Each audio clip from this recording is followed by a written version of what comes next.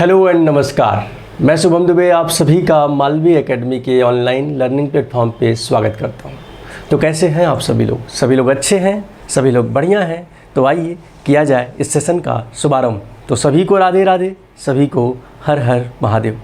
तो बच्चों, आज हम बात करेंगे क्वांटिटेटिव टेक्निक्स के PYQ क्वेश्चंस की। PYQ सीरीज जो हमारी चल रही है उसका ये दूसरा क्लास है, जिसमें हम मैथ्स का क्वांटिटेटिव टेक्निक्स जिसको हम बोलते हैं, मैथ्स का दूसरा क्लास आज आपका होगा इस PYQ सीरीज का। और हम बात कर रहे होंगे आज 2023 के PYQ क्वेश्चंस की, मतलब 2023 में जो पेपर आया है उसके क्वेश्चंस को आज हम डिस्कस करेंगे। तो आई होप कि आप सभी लोग तैयार होंगे और हम भी तैयार हैं। तो शुरू करते हैं सर इस क्लास को और देखते हैं सर कैसे क्वेश्चन हमारे 2023 में पूछे गए थे, है ना। कोई बच्चा जो पहली बार क्लास में आया है तो बच्चे जैसे ही आपको ये पैसेज देखेगा तो और आज ही उसने सोचा हो मन में, या उसने ऐसा, है ना, सब लोग पहले प्रिपेयर कुछ अपने माइंड को मेकअप करते हैं कि शुरू करते हैं सर किसी चीज़ को प्रिपरेशन के लिए। जैसे क्लैट के लिए आपने प्रिपरेशन स्टार्ट की तो आज पहले दिन ही अगर आपने ये क्लास देख ली, या आपने कुछ दिनों पहले से स्टार्ट किया है पढ़ाई अभी और आज क्लास में आए आप, तो आपको इतना बड़ा पैसेज दिखे तो मैथ से वैसे भी आप ऑलरेडी डरते हैं, तो इसको देख कर डरना नहीं है। कितना बड़ा पैसेज का क्वेश्चन है बच्चे, अभी आपके लिए नया रहेगा सब कुछ, है ना।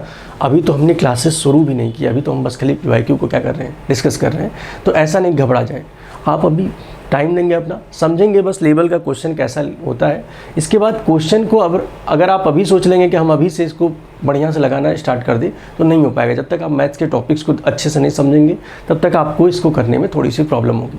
और ये थोड़ा सा कैलकुलेटिव होता है क्योंकि ये DI ऐसा होता है जिसमें आपको डेटाज क्या होते हैं, एक टेबल फॉर्म में या एक पूरी तरह से आपको एक जगह पे, जैसे क्या होता है DI में मैक्सिमम क्या होता है कि आपके डेटा जो होते हैं एक जगह दे दिए गए होते हैं। यहाँ पे डेटा आपको खुद ढूंढने हैं और खुद से उन्हें क्या करना है, एक जगह पे रख के और फिर क्वेश्चन को सॉल्व करना है। तो थोड़ा सा मुश्किल होगा, और जो अभी स्टार्ट किया है उसके लिए तो ज़्यादा मुश्किल होगा। तो घबराइएगा मत, अभी तो आप डे 1 डे 2 पे हैं हम लोग, तो डे 2 पे अभी हैं।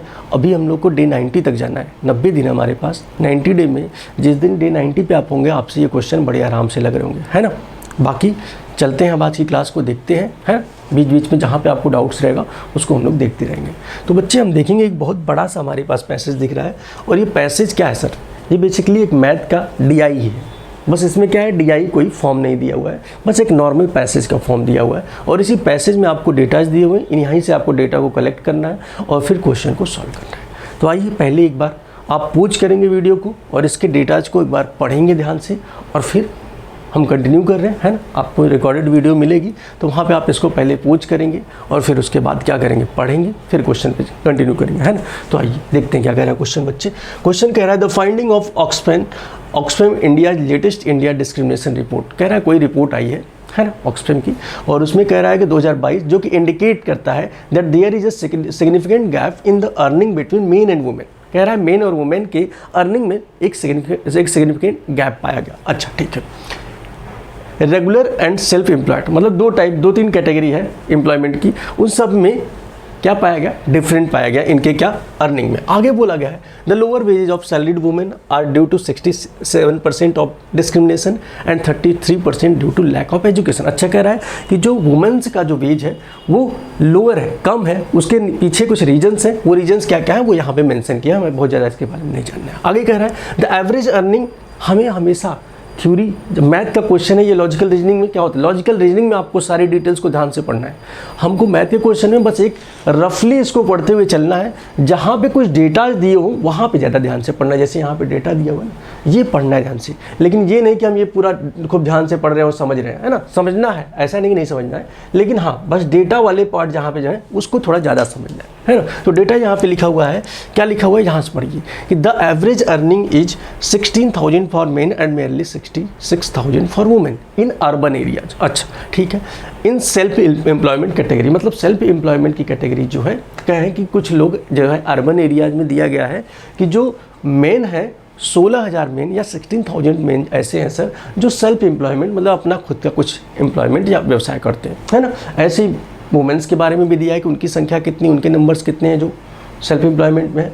ऐसे आगे कह रहा है the average earning of main is 19,800 against 15,600 for women in regular salaried. अच्छा, रेगुलर या सैलरीड एम्प्लॉयमेंट जो बोलोगे, जो लोग रेगुलर या सैलरी बेसिस पे काम कर रहे हैं वो इतने इतने उनके डाटा दे दिए। तो हमने यहाँ पे जैसे ही पढ़ाना तो हमारे दिमाग में आ जाना चाहिए सर कि ये मेन और वुमेन की बात कर रहा है और डिफरेंट कैटेगरी की जॉब्स की बात कर रहा है और उसमें कितने कितने उनके नंबर्स है वो है, और उन्हीं से क्वेश्चन आपको पूछा जाएगा। तो तुरंत आपके माइंड में जैसे ये दिखा आप इसका टेबल बनाया कीजिए कि सर मेन और वुमेन में क्या किया गया है, कंपेरिजन किया गया है ना, यही तो किया गया, कंपेयर किया गया मेन और वुमेन। तो हम यहाँ पे लिखेंगे मेन और यहाँ पे लिखेंगे वुमेन, आप भी लिखेंगे ऐसे पेपर में जैसे ही लिखना हो। अब आपको वहाँ पे डीआई में टेबल नहीं दिया है तो आपको टेबल खुद से बनाना होगा। अब मेन में कह दिया सर और ये मैंने वुमेन को कह दिया। अब देखिए इसमें क्या क्या डेटा दिया हुआ है। मेन में सबसे पहला डाटा आपने पढ़ा था कि सेल्फ एम्प्लॉयमेंट कैटेगरी, वो भी अर्बन एरियाज में। मैंने कहा रूरल की कहीं बात किया है क्या, तो देखा रूरल कहीं बात ही नहीं किया, केवल अर्बन की बात की गई है। तो ठीक है सर, सेल्फ एम्प्लॉयमेंट कैटेगरी में हम गए कि सेल्फ एम्प्लॉयमेंट को हमने SE से डिनोट कर दी। आप भी ऐसे लिखिए, पूरा मत लिखिएगा कि सेल्फ एम्प्लॉयमेंट। अब मैंने कहा सेल्फ एम्प्लॉयमेंट में मेन कितने बच्चे 16,000 है और वुमेन कितनी है 66,000, मतलब इतने मेल है सर और इतनी वुमेन है, वो फीमेल है। हमने कहा ठीक सर। आगे मैंने कहा रेगुलर सैलरी को मैंने लिख दिया RS है ना, RS है। रेगुलर सैलरी में कितने लोग हैं बच्चे, रेगुलर सैलरी में मेन जो है सर वो 9,000 है और वुमेन जो है सर कितनी है वो 5,700 है। मैंने कहा ये सर 9,000 है और ये कितना है 5,700 है। हमने कहा और कोई कैटेगरी दी है क्या जॉब की, हम कहते हैं आगे पढ़ लेते हैं सर। आगे पढ़ते हैं बेटा, क्या लिखा आगे, apart from women historically oppressed communities along with religious minorities also community to face discrimination in accessing the job, livelihood and agricultural credit. The main income for scheduled caste or scheduled tribes person in urban areas who are in regular employment। अच्छा, अभी यहाँ main और women की बात चल रही थी, अब आपसे कह रहा है सर कि SC ST कैटेगरी और नॉन SC ST कैटेगरी। अब दो अलग कैटेगरी, देखो एक ही पैसेज में दो अलग अलग कम्युनिटी की बात कर रहा था। अभी मेल और फीमेल में सारे कंपैरिजन चल रहे थे, अब दूसरा कंपैरिजन उसने स्टार्ट कर दिया कि SC ST के कुछ लोग हैं और कुछ नॉन SC ST के लोग हैं। अब उनके बारे में दिया है कि वो क्या क्या कर रहे हैं, तो इनका भी अब टेबल आपको बनाना पड़ेगा, है ना। इनका टेबल भी बना लेते हैं भाई, क्या ही दिक्कत है। मैंने कहा सर SC ST की बात कर रहा है तो उसके लिए एक अलग सा टेबल बना लेते हैं कि SC ST लोग ये हो गए सर, और यहाँ पे हमने लिख लिया जो नॉन SC ST है, दोनों को लिख लिया, है ना। आपको ये टेबल बहुत ध्यान से शुरू में स्लोली बनाना सीखना है। पहले ही दिन आप सोचेंगे कि हम पहले बहुत तेज़ी से करने लगे, नहीं हो पाएगा। SC ST पे आए बच्चे हम, तो हमें क्या कहा है पैसेज में ध्यान से पढ़ना कि बोला है कि सर SC ST जो पर्सन्स हैं उनमें से रेगुलर एम्प्लॉयमेंट वाले 15,300 हैं जो सर SC ST में है और 20,300 फॉर द पर्सन जो बिलोंगिंग नॉन SC ST। हमने कहा सर कि 15,300 रेगुलर एम्प्लॉयमेंट में है। इससे पहले इनके बारे में बोला होगा सर कि सेल्फ एम्प्लॉयमेंट वाले भी, हाँ ये पीछे हैं, ठीक है। हमने कहा सर कि SC ST कैटेगरी में आए तो रेगुलर एम्प्लॉयमेंट की बात हमने किया सर। तो SC ST वाले कितने लोग थे बच्चा, SC ST वाले 15,300 और ये कितने बच्चे 20,300, तो वो लिख लेते हैं 15,300 और ये 20,300, ठीक है, ये लिख लिया। दूसरा क्या दिया है, सेल्फ एम्प्लॉयमेंट वाला डाटा दिया है कि सेल्फ एम्प्लॉयमेंट कितने लोग हैं बच्चे, तो वो लिखा हुआ है आपसे कि 15,900 SC ST कैटेगरी में और नॉन SC ST कैटेगरी में 10,500। अब देखिए ये क्वेश्चन है, इस पर बहुत ज़्यादा आपको अफेंड नहीं होना है कि सर यहाँ पे SC ST और नॉन SC ST चल रहा है, वो सब चीज़ें नहीं है। ये हमें क्वेश्चन है, वो डेटा दिया हुआ, हम उसी पर ध्यान देंगे। 15,900 और ये कितना है बच्चे 10,500, लिखते हैं 15,900 10,500, ठीक है। डेटा सब केयरफुली लिखेंगे हम लोग, है ना। अगला चीज़ क्या लिखा है sir, the average monthly earning for SC ST workers in casual work 8,000 below the corresponding figure of non SC ST। अच्छा, मैंने कहा एक और कैटेगरी दिया है सर, एक और कैटेगरी दिया है कि कैजुअल वर्क का, कैजुअल वर्क वाला जो है उसमें SC ST का 8,000 है और नॉन SC ST कितना कमा रहा है 86,000। हमने कहा क्या सारा डाटा हमने लिख लिया, हमने कहा क्या ऊपर वाले में भी सारा डाटा हमने लिख लिया। The average earning 16,600 in urban area self employment, the average earning इन 15,000 और फिर कह रहा है अच्छा 1,900 the average earning of main in regular salary, ये हो गया। और फिर कह रहा है कि द एवरेज अर्निंग ऑफ, अच्छा ये हमारा था कैजुअल सैलरी, हमने जो लिखा है डेटा में ये हमारा कैजुअल सैलरी था और रेगुलर सैलरी जो हमारा है बच्चे वो कितना था, देखिएगा डाटा ध्यान से, एक डाटा हम लोगों ने मिस किया था उसको भी नोट करेंगे, 19,800 और ये कितना था 9 था, और ये हमारा था 15,600, 19,800 15,600 सारा डेटा लिख लिया। देखा सबसे बड़ा टास्क था आपका कि डाटा आप सारा लिख लिया। अब सारा डेटा जब आपने लिखा, अब क्वेश्चन पे चलते हैं सर, अब धीरे धीरे क्वेश्चन पढ़ेंगे। पहला क्वेश्चन, और ये जो पैसेज आपका, ये पूरे अभी तक मैंने 4 साल का मैंने देखा पैसेज, तो ये सबसे टफेस्ट पैसेज में से एक है, तो आप इस पर घबराएंगे नहीं, और सबसे लेंदीएस्ट पैसेज था ये। अब देखिएगा सबसे पहला क्वेश्चन कह रहा है choose the correct option. Option जो पहले आपसे क्वेश्चन में क्या होता था, एक क्वेश्चन दिया, अब इस ऑप्शन से चारों ऑप्शन को आपको सॉल्व करना पड़ेगा। उसने एक क्वेश्चन नहीं दिया, पैसेज पहले इतना बड़ा पढ़ूँ, फिर उसके बाद एक क्वेश्चन ना देके उसने एक बस बोला इसमें कि चूज द करेक्ट ऑप्शन, और चारों ऑप्शन में आपको 4 अलग अलग डेटा दिए। अब इनको आप कैलकुलेट करो, यही लेंदीएस्ट यही था, इसीलिए क्योंकि अब इन चारों ऑप्शन को आपको सॉल्व करना पड़ेगा। तो अब पहला क्वेश्चन का ऑप्शन कह रहा है women's average earning in urban area in casual work is 30% lower than that of man. क्या वुमेन्स की अर्निंग जो है वो कैजुअल वर्क अर्बन एरिया में कैजुअल वर्क में 30% लोअर देन मैन है। तो मैंने कहा सर कैजुअल वर्क में चलते हैं, देखते हैं। कैजुअल वर्क में गए बच्चे, तो यहाँ देखा हमने कैजुअल वर्क में मेन 9,000 और वुमेन कितनी 57,000। अब मैं मुझसे कह रहा है कि मेन जो है सर वो वुमेन जो है मेन से 30% कम कमाती है। तो क्या ऐसा लग रहा है आपको? कभी भी ध्यान से पढ़ना, जैसे ही 9,000 दिखा या 9,000 आपको दिखा, इसका 30% निकालना होगा तो हम टेबल पे सॉल्व नहीं करने जाएंगे। 9,000 का 10% होता है 900, और 900 3 करोगे 2700। 2700 क्या आपको लग रहा है ये 9,000 से केवल 2700 कम है? नहीं सर, ये काफ़ी ज़्यादा है। अगर आप घटाएंगे 9,000 में से तो ये लगभग 3,300 कम है। तो सर ये तो 2,700 नहीं है, तो मतलब पहला वाला ऑप्शन तो गया सर, पहला वाला ऑप्शन गया। अब इसके लिए आप लिखना चाहते हैं यहाँ पे तो उसको लिख के भी सॉल्व कर सकते हैं कि 9,000 ये था, 5,700 ये था। तो बच्चे आप देखो कि इससे और इसके बीच में गैप कितने का है, तो ध्यान से देखा जाए तो सर ये कितने का गैप है, 3,300 का है ना, 3,300 का। अब इसका परसेंटेज वैल्यू कैलकुलेट करेंगे आप 900 से तो ज़्यादा आएगा, लगभग 42% आएगा। तो बल्कि हमारा 30% नहीं है ये, तो मतलब पहला ऑप्शन तो गया सर। इसको सॉल्व मत करने बैठ जाना, नहीं तो पूरा टाइम इसी में चला जाएगा। अगला, men's average earning in urban area in self employed is nearly 2.5 time that of earning of women. कह रहा है कि अर्बन एरिया में सेल्फ एम्प्लॉयमेंट में जो मेंस की अर्निंग है वो 2.5 टाइम्स, या मैं कहूँ 2.5 गुना ज़्यादा अर्निंग है किससे, वुमेन से। आइए चेक करते हैं सर। सेल्फ एम्प्लॉयमेंट में जो अर्निंग है ये कितनी है, 15,900, और ये तो SC/ST नहीं है, मेन और वुमेन में। मैंने कहा सर ये 16,000 है और ये कितना है, 6600 है। इनके बीच का डिफरेंस अगर मुझसे कह रहा है कि 16,000 और 6600 जो होना चाहिए वो लगभग 2.5 गुना ज़्यादा होना चाहिए। तो मैंने कहा लिख लेते हैं सर, चेक कर लेते हैं दूसरे वाले ऑप्शन को। तो मैंने कहा 16,000 को 6600 से डिवाइड करिए, क्या ये 2.5 टाइम्स आ रहा है क्या? मैंने कहा 00 से 00 कट जाएगा सर, और 60 से काटेंगे तो 60 तियाँ 180 होता है सर, और 6 तियाँ 18। मतलब सर ये 2 बार तो काटेगा इसको, तो लगभग ये 2.5 टाइम्स जाएगा। और वो आपसे एग्जैक्ट नहीं बोला है कि एग्जैक्ट आपको पता करके बताना है कि 2.5 टाइम्स जा रहा है या नहीं।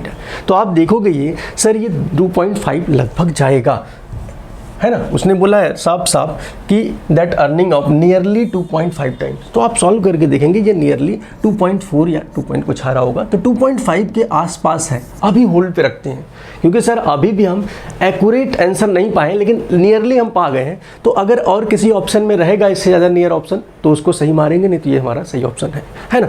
अगला ऑप्शन क्या है sir, in casual work women earn more in rural area than. भाई कहीं पे रूरल एरिया की बात किया था पूरे पैसेज में? नहीं। इसका मतलब ये तो गया सर, ये दोनों गए। अभी बी वाला हमारा सही है सर। लास्ट वाले ऑप्शन को देखें, the difference in earning of main and women in regular salaried. Regular salary में डिफरेंस पूछा है, तो रेगुलर सैलरी में 15,300 में से 20,300 घटाओगे तो इनके बीच का डिफरेंस कितना है, सॉरी ये तो हमारा SC/ST हो गया। मेन में 16, ये रेगुलर सैलरी में 19,800 में से 15,600 घटाओगे तो ये कितना है भाई डिफरेंस। तो आप देखिए 3,500 से ज़्यादा आ रहा है भाई, ये 3,500 नहीं है सर, 19 में से 15 गया 4, 4,200 आ रहा है सर डिफरेंस। तो इसका मतलब सर ऑप्शन नंबर लास्ट वाला भी गलत है, तो मतलब ये भी गलत। तो हमारा ऑप्शन कौन सा सही है? बी वाला ऑप्शन सही है। तो देखा आपने, एक ही क्वेश्चन में 4 कैलकुलेशन आपको करना था। अगर इसको आप अलग अलग सॉल्व करने बैठोगे, आपको टेबल जो आपने बनाया है वहीं से ज़्यादा कैलकुलेशन करने की कोशिश करनी है। अलग अलग सबके लिए सॉल्व करने बैठोगे तो एक ही में 4 क्वेश्चन यहीं हो जाएगा। तो आपका तो एक ही में अगर 1-1 मिनट भी सॉल्व किए होंगे तो 5 मिनट तो 6 मिनट तो यहीं चला जाएगा। तो एक क्वेश्चन में 5 से 6 मिनट चला जाएगा। एक पैसेज पढ़ने में वैसे ही 5-10 मिनट चला जाएगा, और फिर उस पर 6 क्वेश्चन सर तो आधे घंटे से ज़्यादा तो एक क्वेश्चन ले लेगा, है ना। चलिए अगले क्वेश्चन चलते हैं। अगला क्वेश्चन कह रहा है of the regular employed in urban area the earning of non SC/ST worker is what percentage more than SC/ST worker. कह रहा है सर कि अर्बन एरिया में, बात अर्बन एरिया की हो रही है, रूरल की बात ही नहीं हो रही है, उसको पढ़ने की होता है। रेगुलर एम्प्लॉयड SC/ST और नॉन SC/ST वाले टेबल में जाना है आपको। तो मैंने कहा कि SC/ST में गए बेटा, तो यहाँ देखा कि SC/ST में रेगुलर एम्प्लॉय कितना है 15 से 300, इसमें कितना है 20,300। अब बोल रहा है इनमें कितना परसेंट का डिफरेंस है, यही ना बोला है भाई। तो निकाल लेते हैं सर। 15,300 था सर SC/ST में और 20,300 था नॉन SC/ST में। यही था, बिल्कुल यही था, हाँ यही था, ठीक है।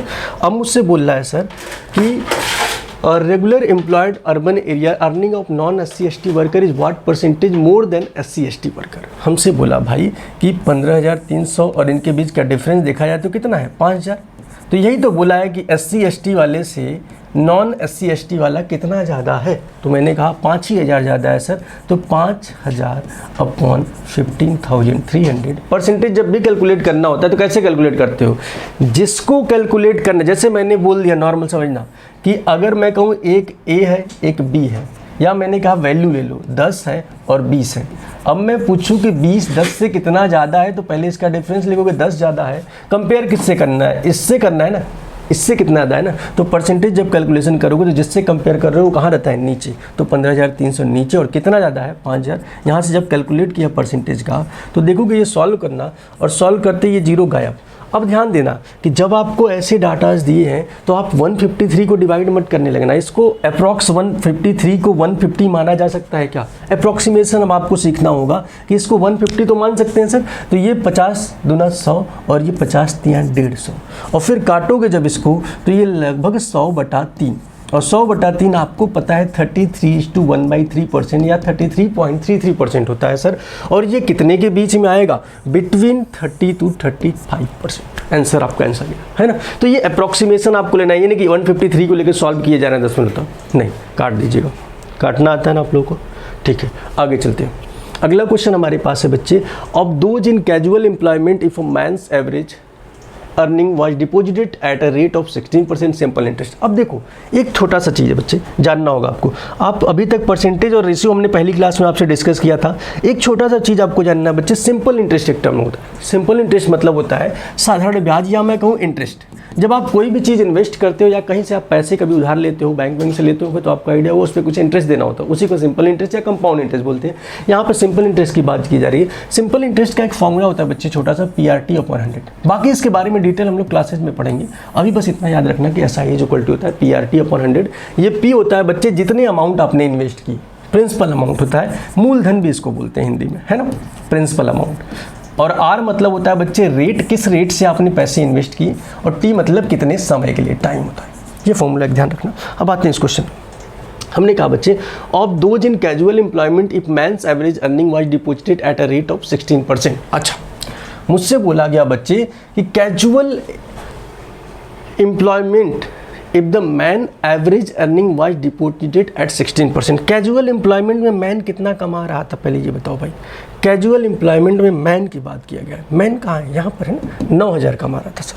कह रहा है 9,000 जो रुपए कमा रहा है मैन कैजुअल एम्प्लॉयमेंट में, वो बात तो सही है सर, लेकिन इसको हमारा मन है कि वो जो कमा रहा है उसको इन्वेस्ट कर दे किस पे? सिंपल इंटरेस्ट पे। मतलब सर वो 9,000 कमाया और कहीं पर इन्वेस्ट किया और उसका ब्याज कमाने लगा। हमने कहा अच्छी बात है सर, निकाल लेते हैं। तो मैंने कहा 9,000 को अगर तुम्हें इन्वेस्ट करना है, वो भी कितने पे बच्चे? 16% ब्याज पे। तो आप कहोगे sir SI is equal to होता है PRT/100। तो हम इस डाटा में भी तो इसको पुट कर सकते हैं कि इसकी वैल्यू जो होगी सर वो हो जाएगी 9,000 रुपये उसने 16% के रेट से कितने टाइम के लिए बच्चे? 20 ईयर्स के लिए, अपॉन 100। इन्वेस्ट कर दिया। अब इसको सॉल्व मत करने बैठ जाना कि सर इसका वैल्यू क्या आएगा।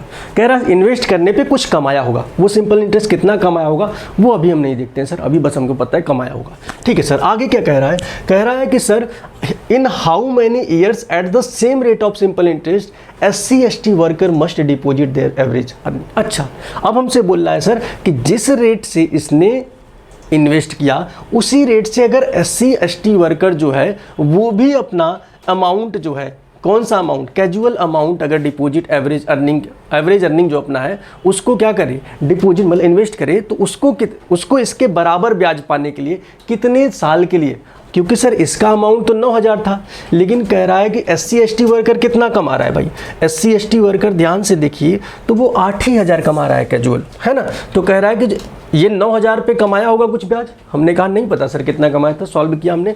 कह रहा है लेकिन अगर SC/ST भी कमाए और उसके पास आपको पता है SC/ST का जो कैजुअल वर्क हमारा था उसका पैसा था उसके पास कितना भाई, कैजुअल वर्क का पैसा उसके पास था 8,000 रुपये। कह रहा है उसी 8,000 को वो भी इन्वेस्ट करे किस पे, सिंपल इंटरेस्ट पे। तो 8,000 ही रुपये अगर वो इन्वेस्ट करेगा तो, और कह रहा है रेट उसी रेट से 16% के रेट से, लेकिन टाइम अब हम नहीं बताएंगे। अब कह रहा है कि टाइम हम नहीं बताएंगे क्योंकि सर आपको उतने टाइम तक इन्वेस्ट करना है जितने टाइम में इस 8,000 का ब्याज इस 9,000 के ब्याज जितना वो कमाया था 20 साल में उतने के बराबर हो जाए। तो मैंने कहा बेसिकली इसी अमाउंट को बराबर रखना है ना दोनों को, तो क्यों नहीं सर दोनों को ही कंपेयर कर देते हैं, क्यों इनको अलग अलग सॉल्व करके फिर बराबर करना है, दोनों को कंपेयर यहीं पर कर लेते हैं बच्चा, है ना। उसको अलग अलग जो सॉल्व करने से बेटर है कि अलग अलग सॉल्व करोगे तो आपको 2 बार सॉल्व करके कंपेयर करना होगा, हम दोनों को यहीं पे कंपेयर कर लेते हैं। अब कंपेयर करने से क्या फ़ायदा हो जाएगा कि ये हो जाएंगे गायब और इनका इनसे काट देंगे और इनका इनसे काट देंगे। कट गए क्या, हमने कहा हाँ। अब सर बचा और कुछ काटने लायक है क्या, हमने कहा हाँ है। तो सर अभी भी कुछ काटने लायक तो है, दिख रहा है क्या, मैंने कहा हाँ दिखा सर। कहाँ दिखा बच्चा, ये 2 से काटेंगे ये 8 बार में कट जाएगा। फिर भी अभी कुछ कट रहा है, हमने कहा हाँ इसको भी काटोगे बच्चे, 8 दूना 16 और 8 पंजी 40, ये भी कट गया। 9 गुणे 2.5 ये हो जाएगा क्या, हमने कहा हाँ 9 गुणे 2.5, 9 दूना 18 और 9 पच्चे 45, 4.5, 18 4 22.5, मतलब सर टोटल 22.5 ईयर टी आ जाएगा हमारा सॉल्व करने पे। अब कहोगे सर ये कैसे इतना जल्दी आपने कर दिया। अब बेटा आपके पास एक ऑप्शन था कि आप यहाँ से सारा वैल्यू निकालिए, इसने कितना कमाया उसको लिख लीजिए और फिर इस फॉर्मूले के बराबर इसका पैसा कमाइए और टी से कंपेयर करके फिर वैल्यू को काटिए पिटिए। हमने कहा इसको सॉल्व मत करो, दोनों को ही डायरेक्ट इक्वेट कर दो और सॉल्व कर दो, है ना। अभी ये सब चीज़ें आपको धीरे धीरे समझ में आएंगी क्योंकि अभी आपको कैलकुलेशन में बहुत वीक होंगे, क्योंकि अभी आपने टॉपिक ही पहली बार देखा होगा तो कैलकुलेशन अप्रोच तो आपका और स्लो होगा, तो घबराना नहीं, बस लगे रहना है, कंटिन्यू, है ना। चलो अगला क्वेश्चन चलते हैं सर। अगला क्वेश्चन देखिएगा।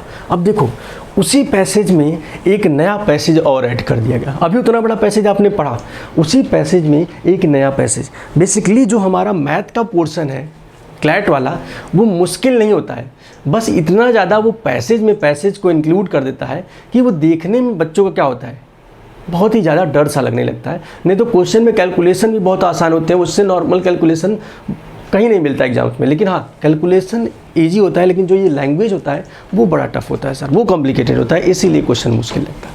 जैसे अब देखो इसमें एक और टेबल ऐड कर दिया, एक पैसेज और ऐड कर दिया। क्या कह रहा है, the findings also indicates discrimination as driving factor behind low women's labor। अभी पहले आपने बात किया था उस पैसेज में कि लो वुमेन्स को पैसे कम मिलते हैं, वो क्यों मिलते, तो उसके लिए कुछ डिस्क्रिमिनेशन था कि बच्चों को पढ़ाने बच्चियों को, है ना, तो वो सब चीज़ें। तो आगे कह रहा है कि sir behind low women's labour force participation LFPR। तो अब आप इसको ध्यान रखिएगा, जो वुमेन के फोर्स पार्टिसिपेशन मतलब वुमेन जो काम में पार्टिसिपेट कर रही हैं उसका in the LFPR in country, उसका एक डाटा दिया हुआ है कि यूनियन मिनिस्ट्री स्टैटिक्स मतलब किसी डिपार्टमेंट का एक डाटा है। उसने क्या कहा कि जो LFPR for women in India was only 25.1% in 2021 में। अच्छा ठीक है, आगे कह रहा है urban and rural women this is considerably lower than the South Africa where the LFPR for women is 46% in 2000। मतलब जो साउथ अफ्रीका में वर्किंग वुमेन है वो भी इंडिया से ज़्यादा है। साउथ अफ्रीका जो कि बहुत गरीब देश माना जाता है इंडिया के आगे,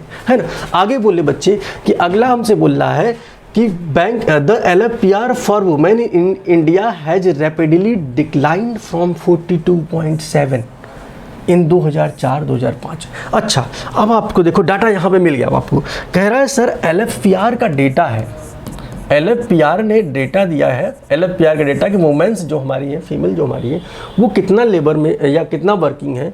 वो 2004 और 5 में बच्चे जो थी ना, वो एक्चुअल में कितनी परसेंट थी, 42.7%।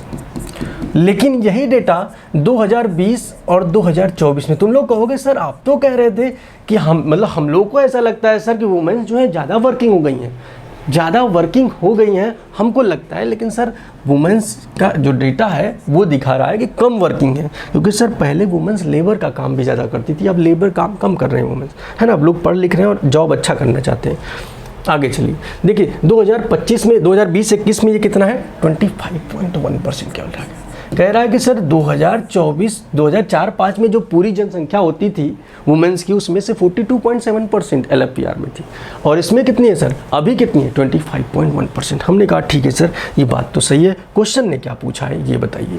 क्वेश्चन कह रहा है सर कि अब बताइए कि if the number of women in India 2021 is 670 million which is 24% more than 2004-5।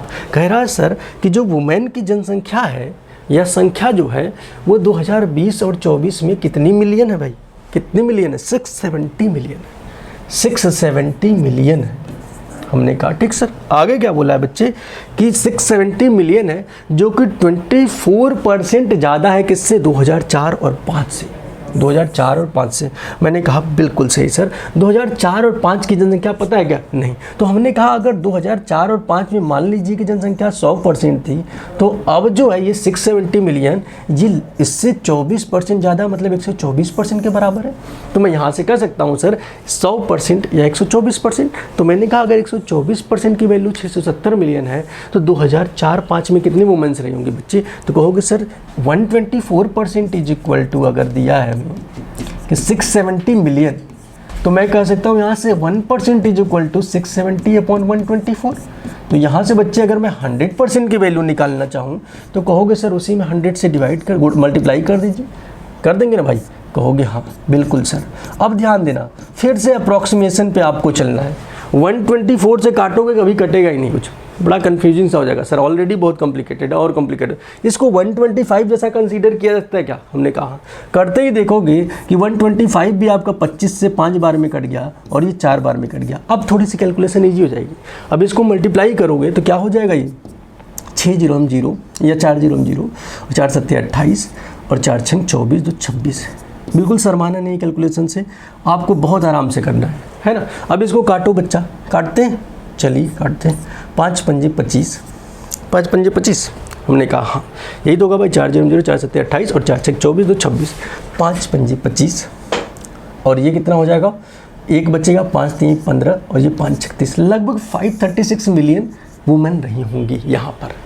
अब आपसे क्वेश्चन में क्या पूछा है, ये नहीं पूछा है उसने क्वेश्चन में, उसने ये तो पूछा ही नहीं सर, यही पूछा है क्या, उसने पूछा है कि ये बताओ कि difference in the number of women in LFPR 2004, 5 और 2021 में।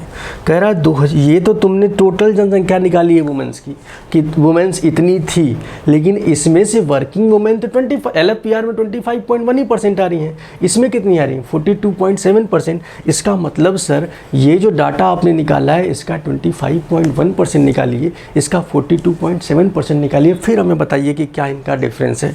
तो एक स्टेप और आगे जाना है हमें।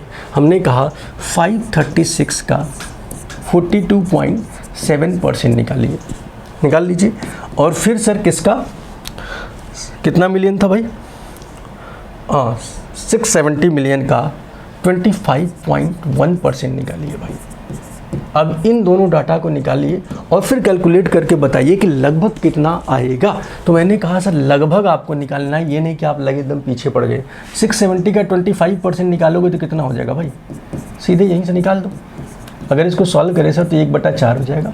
अब 4 से काट दो, 4 1 कम 4, 4 6 24 और फिर कितना बचा है भाई, 3 बच जाएगा, 4 7 28, लगभग 167 मिलियन आ रहा है। हमने कहा रहने दो, कुछ भी हो डाटा, इतना ही रहने दो। अब मैंने कहा 42.7% निकालना है सर, तो सीधे 536 का 42% निकाल दो भाई ना। 42.7% निकालना ज़रूरी है।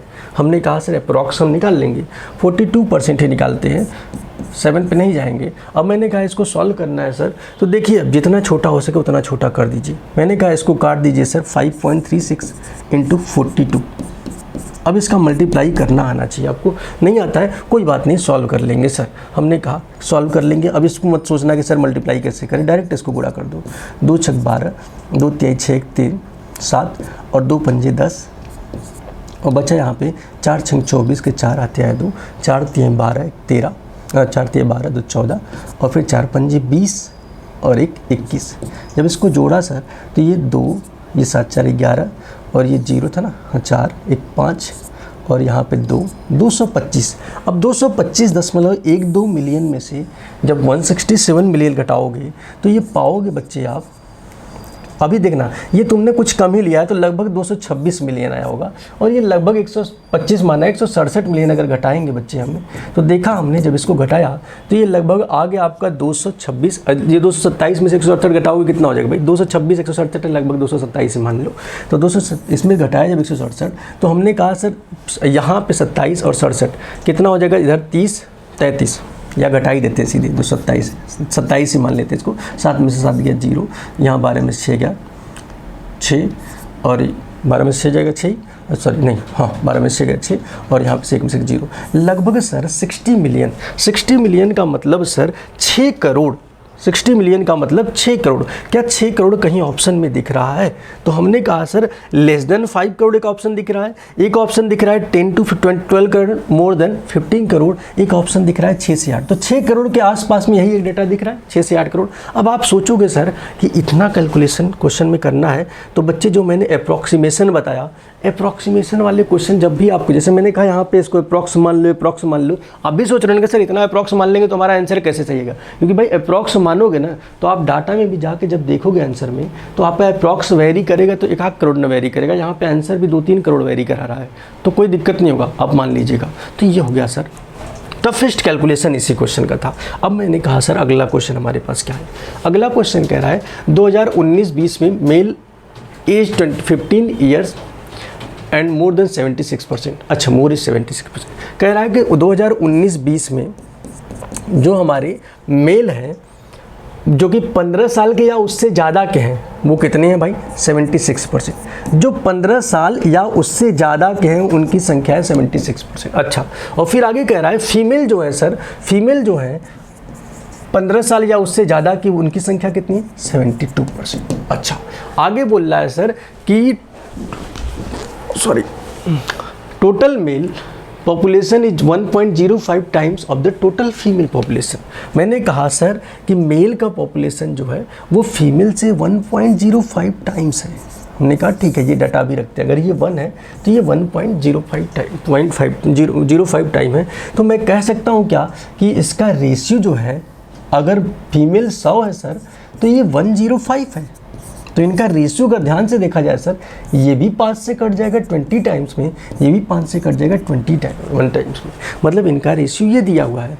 और फिर क्या बोला है आपसे बच्चे, what is the ratio of the females to male age 15 years more that have regular salaried and self employed job. अच्छा भाई, हमसे कह रहा है इनका रेशियो बताओ।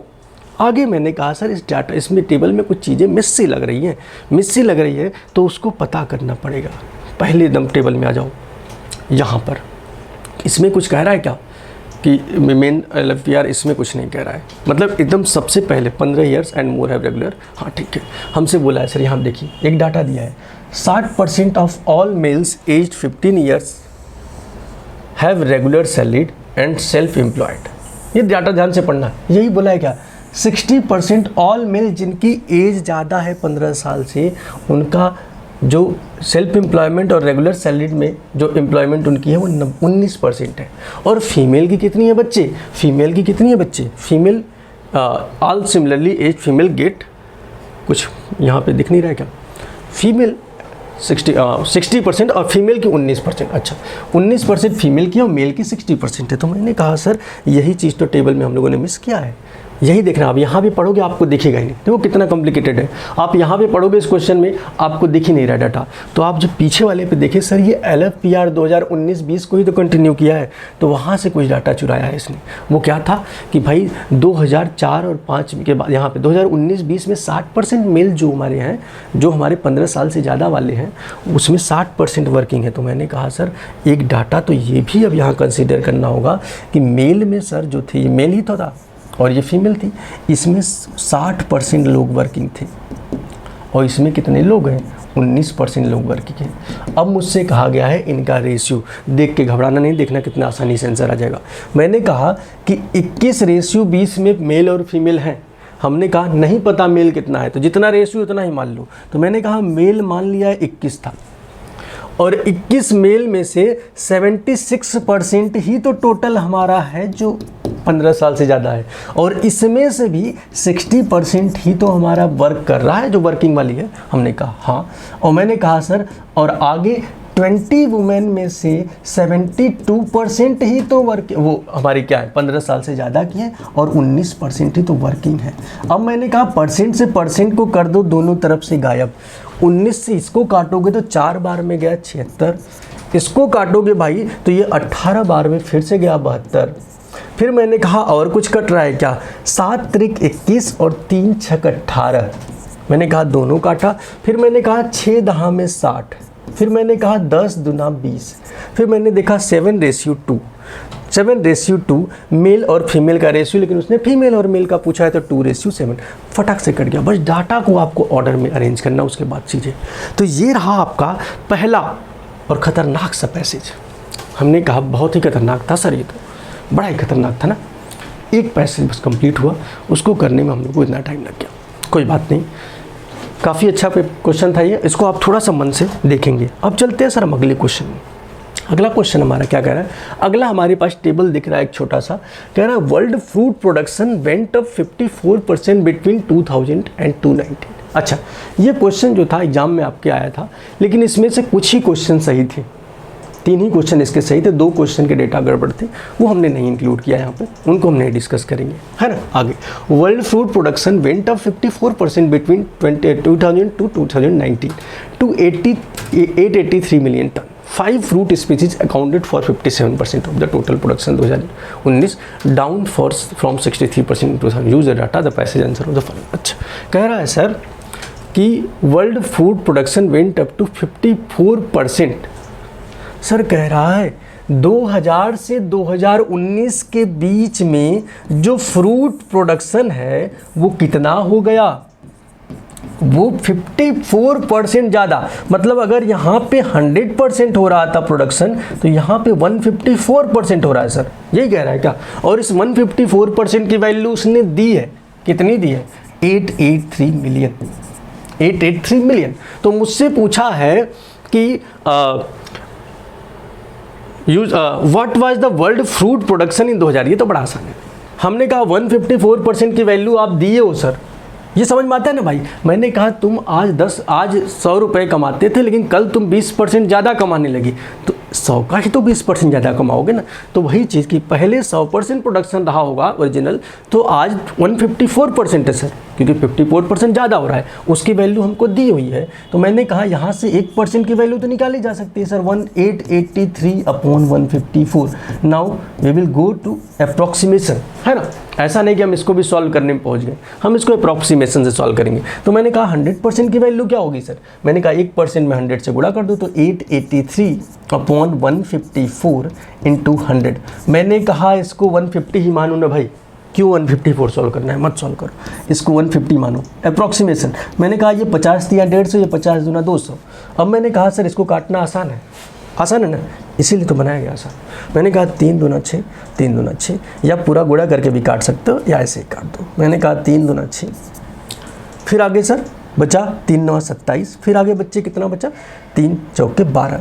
मैंने कहा 294 गुणे 2 करोगे सर तो 580 आएगा, 580 के आगे जाएगा। मैंने कहा 580 के आसपास में सबसे बेटर ऑप्शन कौन सा है, 573 मिलियन टन अप्रॉक्स आंसर आपको जाना है ना। तो 500 में यही पास में था उसके, तो ये हो गया आंसर, पहला खत्म।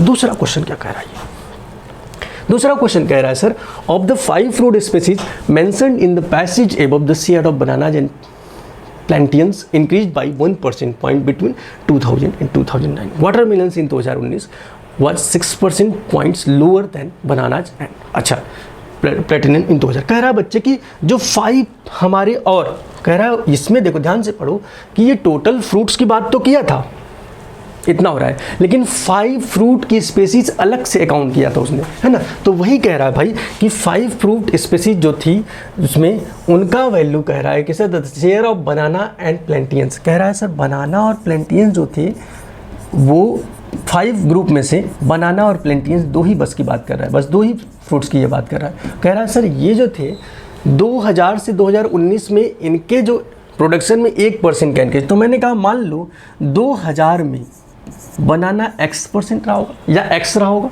अब 2020 में कह रहा है ये कितना हो गया बच्चे, 2019 में कह रहा है ये x+1 हो गया. x था तो ये 1% ज़्यादा हो गया. हमने कहा ठीक सर कोई बात नहीं. आगे कहता है sir watermelons in 2019 was 6% points lower than bananas and plantains in 2000. ध्यान से पढ़ो कहाँ से बात किया है कि बनाना और प्लेटिनियन 2000 सन में 2000 में x था, तुमने ही माना है, तो इससे भी 6% कम है. वो कौन है ये भाई है वाटरमेलन, और ये बनाना और प्लेटिनियन है. हमने कहा ठीक सर. आगे क्या बोला है बच्चे, आगे बोला है apples remained stable at 10%. Apples जो है वो 10% ही है आज भी. मैंने कहा बहुत अच्छा है. आगे बोला कुछ और क्या, और किसी फ्रूट्स की बात किया है, कह रहा नहीं और किसी फ्रूट्स की बात हम नहीं करेंगे. ठीक है, और किसी की नहीं, ठीक है. And the percentage share of orange and grapes, हाँ दोनों की बात किया है. ऑरेंज और ग्रेप्स की भी बात किया है कि ऑरेंज जो है सर वो हाफ ऑफ बनाना कितना है भाई, सबको पता है x+1 है, तो ऑरेंज भी बोल रहा है भाई कि x+1 का हाफ. ये कौन है, ऑरेंज है. और बनाना भी आपका, मैं यहीं पे लिख दे रहा हूँ साइड में कि बनाना ऑरेंज के साथ ग्रेप्स भी जो है वो भी आधा ही है किसका, x+1 का. मैंने कहा बिल्कुल बात सही कह रहे सर.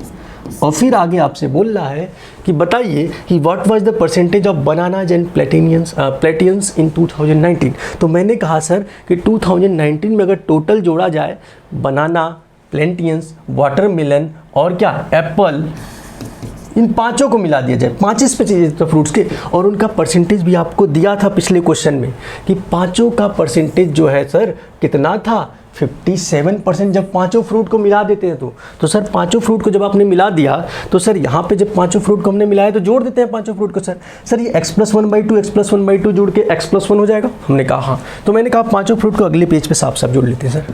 पहला बनाना प्लेंटियन x+1 है 2019 में केवल. फिर उसके पास एप्पल 10% है. हमने कहा ठीक. फिर मैंने कहा सर और कौन थे, एप्पल हो गया, और वाटरमेलन x-6 था भाई, उसको भी ऐड करो. फिर मैंने कहा x+1/2 और x+1/2 2 बार जोड़ोगे तो x+1 ही आएगा भाई. हमने कहा ग्रेप और क्या, ग्रेप्स और ऑरेंज का. अब इनको जोड़ने पे टोटल 57% के बराबर है ना भाई. हमने कहा हाँ सर. अब इसको जोड़ दिया जाए x कितनी x हो गई यार, 3x हो गई है ना. आगे सर बोला हमसे कि 1, 10 और 6, अगर मैंने घटाया 1, 10 और 6, 10 में से 6 गया 4 और फिर 1 जोड़ दिया कितना हो गया 5. 3x + 5 = 57. मैंने कहा तो 3x = आ गया 52 आ गया क्या. तो मैंने कहा x की वैल्यू कितनी हो जाएगी 52/3. हमने कहा यही आ रहा है क्या भाई, यही आ रहा है क्या. मैंने कहा x + 1 + 10 - 6 नहीं 2 1 था भाई, 2 1 था. ये ध्यान दो इधर 52x + 1 x - 6 + 10 और x+1. मैंने कहा 1, 1, 2 और 10 12 12 - 6. तो मैंने कहा सर 6 बचा. तो यहाँ पे x + 6 था, यहाँ 57 है. तो मैंने इसको जोड़ दिया भाई, सबको जोड़ने पे कितना आ गया 3x + 6. 3x + 6 और ये कितना हो गया हमारा 3x + 6 = 57. अब मैंने कहा 3x की वैल्यू कितनी आ गई 53. तो मैंने कहा x की वैल्यू 53/3 आ रहा है क्या. सॉल्व किया सर, ये 18% लगभग आ रहा है क्या, लगभग 18% आ रहा है क्या, आ रहा है ना. तुम्हारा आंसर मतलब 18%. कहीं पे कुछ डाउट नहीं ना किसी को. हमने कहा सर जो उसने दिया था हमने सबको ऐड कर लिया, ऐड करके जब काटा तो कट गया सर. x+1/2 x+1/2 जोड़ के कितना हो गया x+1 और फिर x - 6 और ये 3x हो गया और 6 और 10 और ये हमारा कट पिट के हमारा कितना आ गया -6. क्लियर है यहाँ तक की चीज़ें.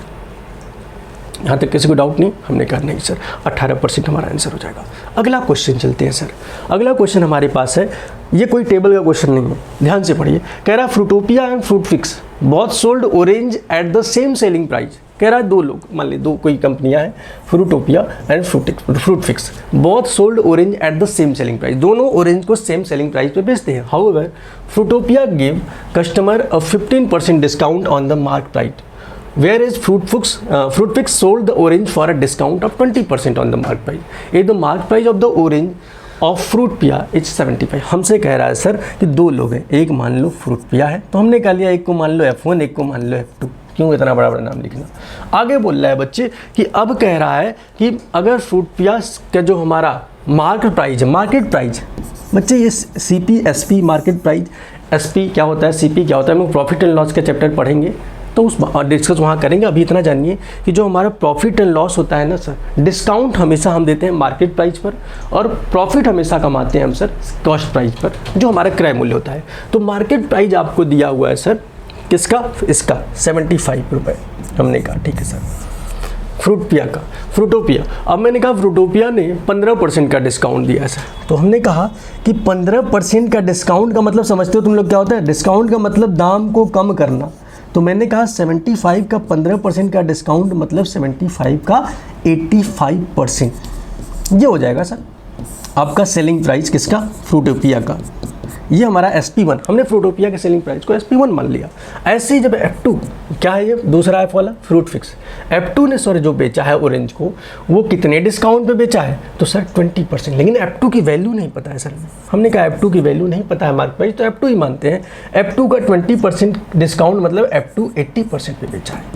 अब कह रहा है sir if the mark price of orange और प्राइस फ्रूट में डिस्काउंट 20%, और कह रहा है सर कि दोनों की सेलिंग प्राइस सेम है, मतलब ये जो बेचा है इतने में प्राइस में बेचा है, ये बेचा है इतने प्राइस में बेचा है। जब दोनों सेम है तो क्या हम दोनों के सेलिंग प्राइस दोनों को सेम कर सकते हैं? SP1 = SP2, मतलब जो इसने बेचा जो इसने बेचा दोनों को इक्वल कर दो, 75 × 85।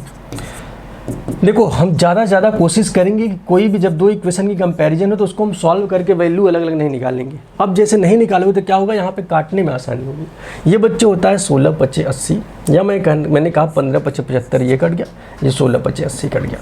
अब F2 की वैल्यू निकालनी है हमको, तो मैंने कहा इसको भी काट देते हैं सर, कितनी बार में काट देगा इसको, या गुणा कर लेते हैं। मैंने कहा तो F2 की वैल्यू हो जाएगी सर 15 × 85/16। इसको काटोगे तो ये 79 पॉइंट कुछ आएगा, है ना, 79.88 आएगा लगभग। अब इसको जब काट के देखोगे बच्चे, काट के देख भी लेना, काटना बहुत मुश्किल नहीं है। 16 × 25 = 80 हो जाएगा, 80 हो जाएगा और फिर बचेगा 5, तो 16 दशमलव बढ़ाओगे 5, फिर देखोगे 15 × 25 = 75 और 0.2 करोगे तो गुणा 79.6 ही आएगा। अब 79 पॉइंट कुछ आ रहा है, वो किसके पास आएगा? तो मैंने कहा सर 80 के आसपास से करीब है, तो हमारा आंसर क्या हो जाएगा, 80 हो जाएगा, है ना। तो ये हो गया सर ये वाला क्वेश्चन। अब हमारा ये क्वेश्चन हो गया। अब हम आखिरी पैसेज पे आ गए सर, 2 पैसेज हमने कर लिया, आखिरी पैसेज हमारे पास ये है। क्या है आखिरी पैसेज? ये बड़ा ही आसान सा था, सबसे आसान पैसेज ये था, एवरेज का पैसेज था बच्चे, एवरेज के क्वेश्चन थे। और इसमें थोड़े से आपके लॉजिक ये घुसा दिया उसने कि उसने एक ग्रुप में बांट दिया कि इस ग्रुप में 40 से इतने kg के बीच में लोग आते हैं, इसमें इतने, ये बीच में जो है ना बच्चे, ये सब में क्या है, ये हमारा क्या है, इंटरवल है इनका, कि इतने से इतने kg के बीच की वैल्यू दी हुई है। अब आगे आपसे क्वेश्चन में देखिए क्या पूछ रहा है, पढ़िए ध्यान से। कह रहा है players are selected in for judo based on their body weights. अच्छा कह रहा है ये जो सर 10 ग्रुप हैं वो बॉडी वेट्स के अकॉर्डिंग अरेंज किए गए। हमने कहा ठीक सर। आगे बोला है the average weight of the player after selecting 1 player from each group is 68 kg। Sir total कितने ग्रुप थे? 10 ग्रुप थे ना, 10 ग्रुप थे। तो कह रहा है सर अगर 10 ग्रुप से एक एक प्लेयर लेते हैं सर, तो इनका एवरेज हमारा वेट जो आता है वो 68 kg आता है। तो आप खुद ही बताओ बच्चे, अगर 10 ग्रुप आप लोगे तो 10 ग्रुप में से 68 kg, तो मतलब हर के पास 68 kg, तो टोटल कितना सम हो जाएगा उनका वेट का? तो मैं कहूँ अगर टोटल वेट निकालना हो 10 ग्रुप का मिला के, तो वो कितना हो जाएगा बच्चे? 680 kg हो जाएगा क्या? कहोगे हाँ बिल्कुल बात सही कह रहे हैं सर। आगे क्या बोला है sir, if one of the player leaves the team, 10 में से एक चला जाए सर, 10 में से एक चला जाएगा तो कितने बचेंगे? 9 ही ना बचेगा बच्चे। तो 9 प्लेयर जो बचते हैं उनका एवरेज हो जाता है कितना? 66.5 kg। अब मैंने कहा सर 66.5 9 प्लेयर का वेट हो गया ना भाई। तो मैंने कहा सर तो टोटल इनका वेट कितना हो जाएगा, निकालना हो तो कितना हो जाएगा, कहोगे सर 9 प्लेयर का मिला के टोटल वेट 9 25 45 9 6 54 4 58 और 9 6 54 5 59 598.5। अब मैंने कहा सर कि 10 प्लेयर था तो मिला के वेट कितना था 680 और 9 प्लेयर बचा है तो मिला के वेट कितना है 598.5। तो ये जो वेट में कमी हुई है, जो बंदा गया है वही तो अपना वेट लेके चला गया, तभी ना ये कमी आई। तो 680 में से 598.5 घटाओगे तो एक नए बंदे का वेट, जो बंदा गया उसका वेट मिल जाएगा क्या। मैंने कहा हाँ सर मिल तो जाएगा। तो बच्चे मुझसे बोला कि एस का वेट क्या होगा, तो एस का वेट जब 698 सॉरी यहाँ पे 680 में से 598.5 घटाओगे तो 81.5 kg आ जाएगा, 81.5 kg। अब आप तो आंसर ला दिए, लेकिन सर आंसर आपको किसी ग्रुप में दिख ही नहीं रहा है। वो कह रहा है 81.5 kg कौन से वाले ग्रुप में आएगा, भाई 80 से 84 वाले ग्रुप में ही तो आएगा। तो ये कौन सा ग्रुप हुआ, कौन सा ग्रुप हुआ बताओ। तो मैंने कहा सर कि ये तो ग्रुप हो गया हमारा क्या 9, ग्रुप नंबर 9। तो हमारा आंसर क्या हो जाएगा, ग्रुप नंबर 9। अगला क्वेश्चन कह रहा है if S leaves the group and 2 new player. भाई जब एस ने लीव किया था ग्रुप को, छोड़ा था ग्रुप को, जो ग्रुप को छोड़ा था तब कितना वेट था उस टाइम, जब ग्रुप को छोड़ा था 9 ही लोग थे। तो 9 लोग का भी आपने निकाला है ना भाई, 9 लोग का जब 9 मेंबर का आपने निकाला था वेट। अब इसको ध्यान पे रखना कि 9 का निकाले थे तो फिर नहीं निकालेंगे। 598.5 kg था सर जो हमने निकाला, तो 9 लोगों का हमारा था 598.5 kg, यही था ना हमने कहा। अगला बच्चे बोल रहा है कि जब ये गए 9 ही बचा तब, अब कह रहा है 9 ही बचे लेकिन 2 नए प्लेयर आ रहे हैं सर, 2 नए प्लेयर आ रहे हैं। तो कितने नए प्लेयर आ रहे हैं, 2 न्यू प्लेयर आएंगे बच्चे, 2 न्यू प्लेयर आएंगे तो 11 प्लेयर हो जाएंगे क्या। और इन 11 प्लेयरों का जो एवरेज है अब कितना हो गया 68 kg, फिर से पुराना वाला हो गया। लेकिन पहले 10 थे अब 11 है, तो 11 गुणे 68 करो भाई कितना हो जाएगा। टोटल वेट हम निकाल लेते हैं 11 गुणे 68। तो मैंने कहा 68 धाम में 680 और फिर 68 जोड़ दो सर, 680 में 68 जोड़ोगे तो 748 हो जाएगा क्या। अब इसको गुणा करने मत बैठ जाना, इतना कर लिया करो तुम कैलकुलेशन में कि 68 गुणे 10 680 और फिर 68 जोड़ दो 748। अब मैंने कहा सर 748 और 598.5 kg के बीच में कितने का डिफरेंस है। तो हमने कहा सर इधर घटाएंगे अगर हम तो ये 148 और इधर 1.5 मतलब 149.5 kg का डिफरेंस है। और ये किसके कारण है, वही जो 2 नए आए हैं उन्हीं का वेट है सर 149.5। तो 2 नए जो आए बच्चे वो उनका वेट हमने कहा 2 न्यू का मिलाकर 149.5 kg है। तो अगर एक एक में बराबर बांटना है तो एक का इंडिविजुअल वेट निकालने जाओगे तो 149.5/2 करोगे तो ये लगभग 74.25 आ जाएगा क्या, आएगा कि नहीं बेटा, आएगा 75 टू 74.75 आ जाएगा। हमने कहा हाँ बिल्कुल बात सही कह रहे हैं सर, एकदम परफेक्टली सुन लेते हो गया क्या। तो मुझसे पूछा क्या है आगे, the players can not be from groups. देखो कितना बढ़िया क्वेश्चन, आप निकाल के खुश हो गए, लेकिन वो आपको खुश रहने नहीं देगा। वो क्या बोला कि हम ऐसे नहीं मानेंगे, हमको आंसर ऐसे नहीं चाहिए, हमको बताओ कि अगर वो दोनों जो बंदे थे this players can not be from groups, तो कह रहा है कि ये प्लेयर्स किस ग्रुप में से नहीं हो सकते। तो मैंने कहा कि दोनों प्लेयर का इंडिविजुअल वेट तो हम नहीं बता सकते सर, लेकिन मिला के हमको पता है कि 149.5 और एवरेज वेट 74.5 है। तो मैंने कहा पहले ग्रुप कौन से ग्रुप के लोग नहीं हो सकते। तो कह रहा है क्या एक 1 का रहा, एक जो प्लेयर था वो ग्रुप 1 से था, दूसरा प्लेयर ग्रुप 3 से था। तो ऐसे तो नहीं पता चलेगा सर, आपको आना पड़ेगा पहले ग्रुप में। मैंने कहा पहले ग्रुप में मैक्सिमम कितने किलो का आदमी हो सकता है 52 kg का। तीसरे ग्रुप में मैक्सिमम कितने का होता है 60 52 मिला के क्या कभी भी 149 हो पाएंगे बच्चे, कहोगे नहीं। मतलब पहला वाला ऑप्शन तो सर सरासर गलत। बोथ फ्रॉम 7th ग्रुप, मैंने कहा कि सभी के सभी 7th ग्रुप से होंगे क्या। मैंने कहा 7th ग्रुप से दोनों हो सकते हैं क्या। मैंने कहा अगर एक मान लीजिए 76 है और एक 74 या 23 कर ले, हाँ सर हो सकते हैं, क्योंकि इनके दोनों को जोड़ने पे हमारा हो रहा है सर कि हो जा रहा है 149.5, ये हो सकते हैं सर। तो मैंने कहा बिल्कुल सर ये तो हो ही सकते हैं। मैंने कहा बोथ फ्रॉम 4 and 10, मैंने कहा 4 and 10 ग्रुप में चलते हैं सर। चौथे वाले ग्रुप में मैक्सिमम कितना kg बेटा 60 kg और इसमें कितना है 88, जोड़ोगे सर तो आराम से चला जा रहा है, आराम से हमारा पहुंच जा रहा है हम लोग कहाँ पर उसके पास। तो मैंने कहा हाँ सर ये भी हो सकता है। बस 149 से कम कभी सम नहीं आना चाहिए, क्योंकि दोनों का मिला के कितना आया था 149 वेट आया था ना बच्चे, उससे कम नहीं आना चाहिए। मतलब सर ये भी सही हो सकता है, तो हमने कहा बिल्कुल सही हो सकता है सर, ये भी सही हो सकता है, और 5 और 9 भी आप चेक करोगे तो ये भी सही हो सकता है। लेकिन उसने पूछा है सही नहीं बताना है, गलत क्या हो सकता है, तो गलत ये होगा ना, तो हमारा आंसर क्या हो जाएगा ए, ऑप्शन नंबर ए। ये तीनों तो सही होंगे, यही तो गलत होगा जो लाई नहीं करेगा उस वाले केस में।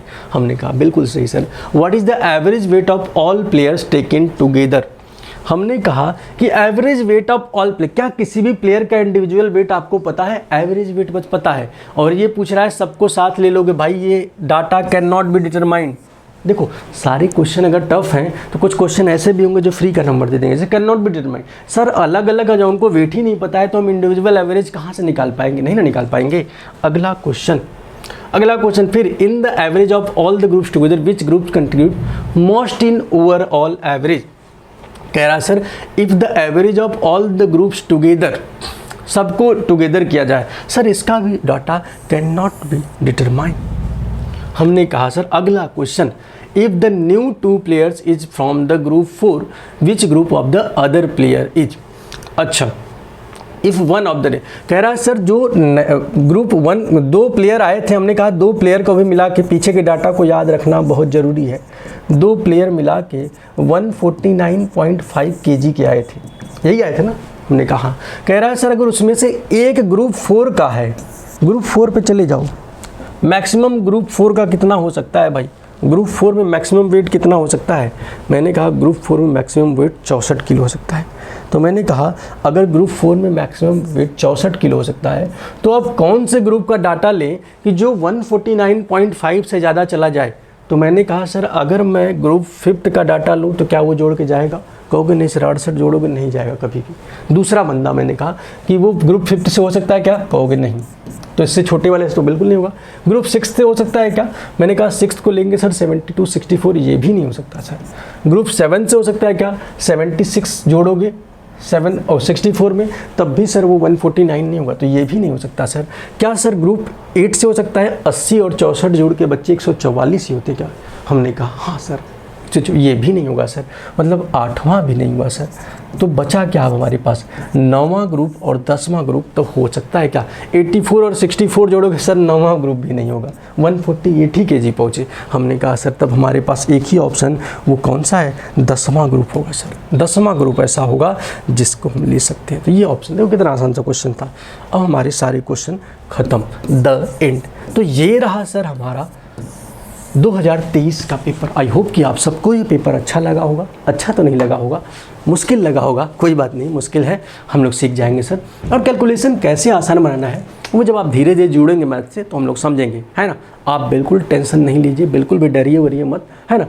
हम आने वाली क्लासेज में जब डिटेल में हम बेसिक चीज़ों को, अगर किसी को भी मैथ से डर लगता है तो एक बार जाएगा ना तो फोल्डर खोलेगा मैथ का, है ना, जो हम लोग ऑनलाइन पढ़ाए हैं मालवी एकेडमी पे, उसमें जाके खोलोगे तो देखोगे आपको जब बेसिक कोई भी चैप्टर उठा के खोलोगे मेरा वीडियो, तो उसमें आपको दिखेगा कि आपको बेसिक से कितनी चीज़ें आसानी से समझ में आ सकती हैं। तो क्लासेज जब हम लोग पढ़ेंगे तो ये जो छोटे छोटे कैलकुलेशन आपको प्रॉब्लम दे रहे हैं अभी, तब आपको मज़ा आने लगेगा। अभी जो मैंने एवरेज आपको ऐसे सॉल्व करना सिखाया, इसको मैं डेविएशन से करता तो और जल्दी कर देता, लेकिन डेविएशन अभी आपको पढ़ाया नहीं मैंने, तो आपको करना थोड़ा मुश्किल होगा, है ना। इसलिए आपको डेटास को सॉल्व करना सिखाएगा, है ना। आई होप कि आज की क्लास आप सभी को अच्छी लगी हो और आप सभी लोग पूरे मोटिवेटेड होंगे। डरना नहीं है, अगली क्लास में हम फिर मिलेंगे। तब तक के लिए पढ़ते रहिए, मुस्कुराते रहिए, हंसते रहिए, गुनगुनाते रहिए, फिर मिलते हैं, है ना।